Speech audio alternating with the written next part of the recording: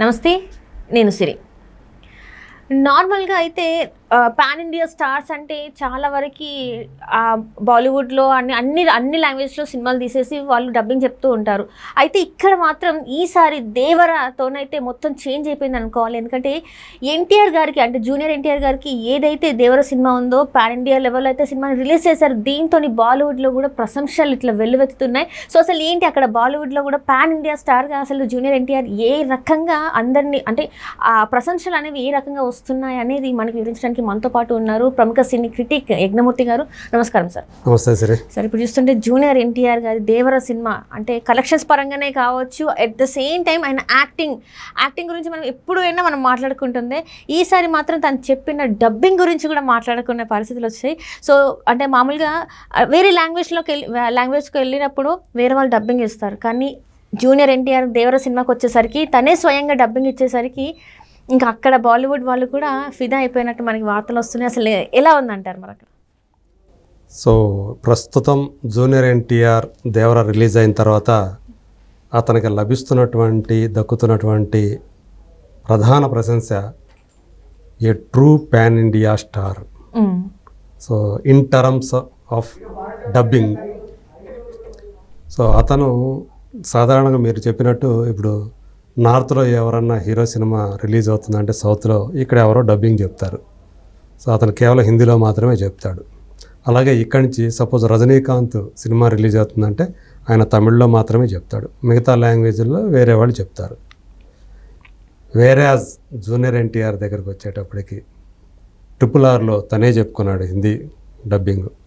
ఇప్పుడు దేవరకు సంబంధించి అంటే మొదటి రోజు హిందీ బెల్ట్లో సుమారు 8 కోట్లు నెట్ కలెక్ట్ చేసింది.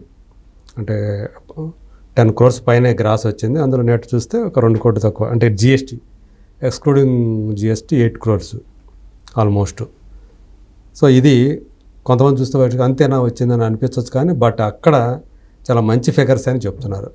ఇప్పుడు రెండో రోజు ఇంకా దానికంటే మించి వస్తాయని చెప్పేసి ఒక అంచనా అయితే వేస్తూ ఉన్నారు. అక్కడ వస్తున్నటువంటి మార్నింగ్ షోకి వచ్చినటువంటి ఫుట్ఫాల్స్ని బట్టి. సో ఇక్కడ ఇంకొక విషయం ఏంటంటే చాలామంది తమ రివ్యూస్లో అక్కడ బాలీవుడ్ విమర్శకులు జూనియర్ ఎన్టీఆర్ని అతను హిందీలో చెప్పినటువంటి ఏదైతే ఆ డబ్బింగ్ ఏదైతే ఉందో ఆ వెర్షన్కి అతను చెప్పిన విధానం చూసి అతనే స్వయంగా చెప్పుకున్నాడు హిందీ.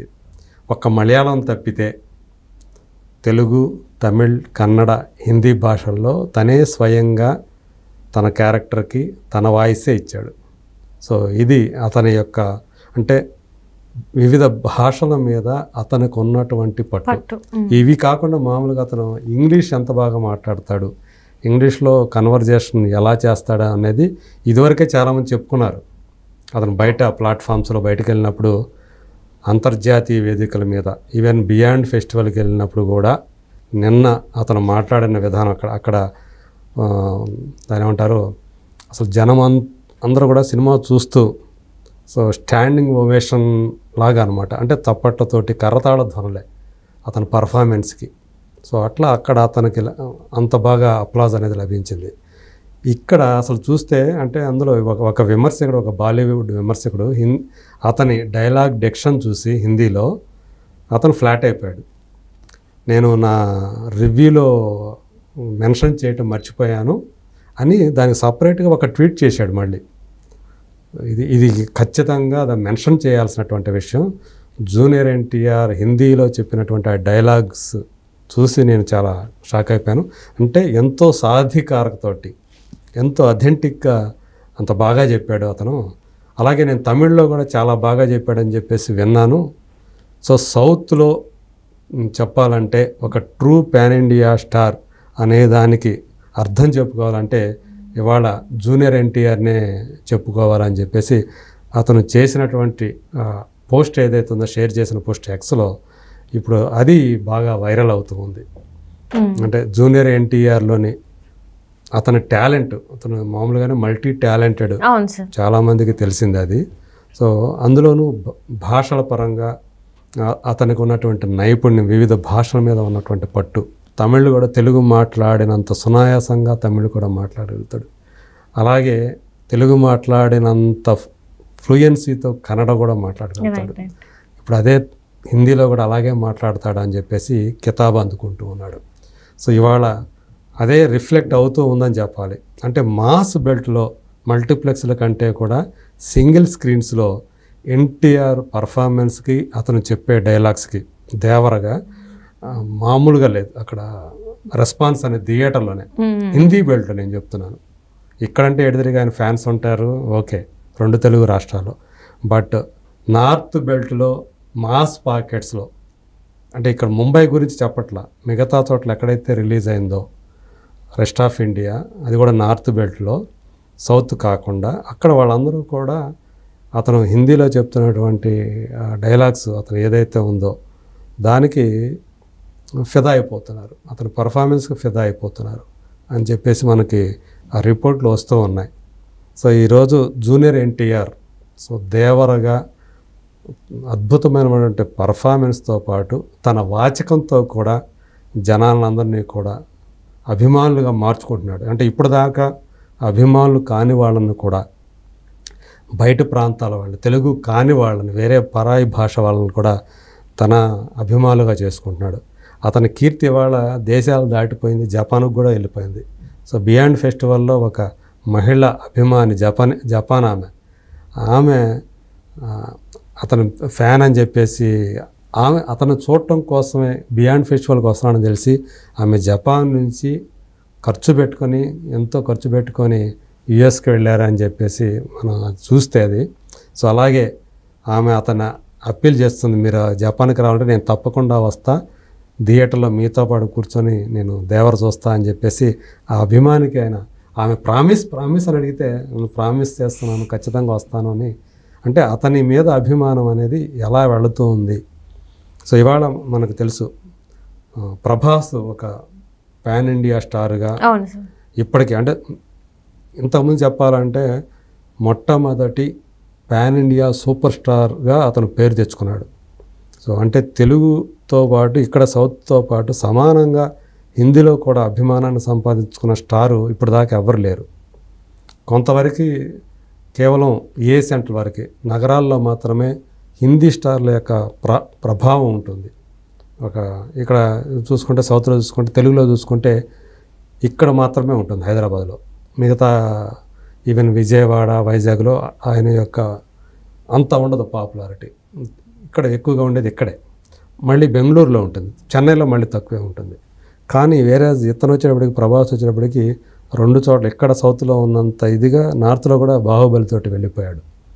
కానీ అతని పరిమితులు కొన్ని ఉన్నాయి. సో తనకు వేరే వాళ్ళు డబ్బింగ్ చెప్తారు హిందీ. సో ఇక్కడ అలా కాదు, ఇతను జూనియర్ ఎన్టీఆర్. సో ఇక్కడ ప్లస్ పాయింట్ ప్రభాస్కి, అది మైనస్ పాయింట్ అయితే జూనియర్ ఎన్టీఆర్కి ప్లస్ పాయింట్. అది తనకి ఇన్ని భాషల్లో ప్రవేశం ఉండటమే కాదు, ప్రావీణ్యం ఉండటం, అంత ఫ్లూయెన్సీ ఉండటం ఆ భాషల్లో. దానివల్ల ఇతనికి రేపు ఫ్యూచర్ అనేది సో మరింతగా, అంటే పాన్ ఇండియా సూపర్ స్టార్గా వెలుగొందడానికి కావలసినటువంటి ప్రధానమైనటువంటి వాచకం ఏదైతే ఉందో అది ఉండటం అనేది ఆయనకి ఒక అదనపు బలం అని చెప్పాలి జూనియర్ ఎన్టీఆర్కి. అందుగురించే ఈరోజు దాని గురించే సో ఈవెన్ తమిళ వాళ్ళు కూడా అంతగా ప్రశంసిస్తున్నారంటే, అంటే ఒక తమిళ్ స్టార్ మాట్లాడినట్టే అంత ఫ్లూయెన్సీ తోటి అక్కడ డైలాగులు చెప్పడం. సో ఇట్లా కన్నడగులు కూడా రైట్. అదే సార్, ఇప్పుడు మనం చూసుకున్నట్టయితే పెద్ద పెద్ద సూపర్ స్టార్స్ ఉన్నారు, మన తమిళ ఇండస్ట్రీలో ఉన్నారు, ఇక్కడ తెలుగులో ఉన్నారు. ఒకవేళ వీళ్ళు అక్కడికి వెళ్ళినా కూడా వాళ్ళు ఏంటంటే ఇంగ్లీష్లో మాట్లాడతారు, ఆ లాంగ్వేజ్ రాదు. కామన్గా మనం మాట్లాడేది రజనీకాంత్ మాట్లాడు, ఎందుకంటే ఆయన బేసికల్గా మరాఠీ వ్యక్తి కాబట్టి హిందీ తనే చెప్పుకునేవాడు. సో అతను మాత్రం అది చేసేవాడు రజనీకాంత్. కాకపోతే రజనీకాంత్కి బిగినింగ్ డేస్లో చేసేవాడు, కానీ తర్వాత అక్కడ అతనికి హిందీ బెల్ట్లో తగ్గిపోయింది. హిందీ సినిమాలు చాలా చేశాడు, అమితాబ్ బచ్చన్తో కూడా కలిసి చేశాడు కదా. సో ఇద్దరు కలిసి కొన్ని సినిమాలు చేశారు, ఒక సినిమా కాదు కొన్ని సినిమాలే చేశారు.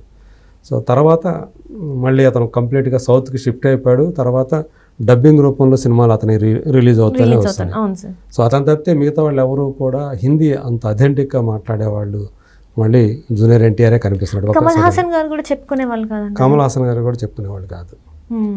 అంటే తెలుగులో అయినా సరే ఇప్పుడు చెప్తున్నారు, కానీ మొన్నటిదాకా ఎస్పి బాలసుబ్రహ్మణ్యం గారు ఉన్నంతకాలం ఆయనే చెప్పేవాళ్ళు.